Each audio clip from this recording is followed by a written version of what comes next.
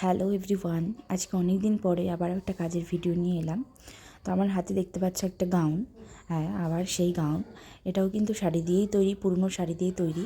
আচ্ছা, এই গাউনটা আমি একটু অন্যরকম করে করেছি। মানে দেখতে একই রকম লাগছে, তবে এই গাউনটা করতে কিন্তু ভীষণ রকমের খাটনি হয়েছিল। আর এই যে ওপরের যে ব্ল্যাক পোর্শনটা দেখছো, এইটা কিন্তু আঁচলের দিকে ছিল, ওটা কেটে আমি ওপরের টপ পার্টটা এটা দিয়েই করেছি। আর শাড়িটাতে না এরকম ব্ল্যাক কালারের পাড় ছিল, যেটা আমি কিন্তু কেটে ফেলেছি। কেটে তারপরে নিচে লাগিয়েছি। তার কারণ হচ্ছে, এটাকে যখন আমি আমব্রেলা কাটে কাটবো, তখন কিন্তু ওই ব্ল্যাক কাপড়টা সব জায়গায় সমানভাবে থাকবে না, অন্য রকম হয়ে যাবে। সেই জন্যেই এটাকে এরকম করেছি। তাই আমি দুপাশের পাড়টা কেটে নিয়ে পুরো গাউনটা হয়ে যাওয়ার পর নিচে কিন্তু লাগিয়েছি। তোমরা ঘেরটা দেখতেই পাচ্ছ কতটা হয়েছে।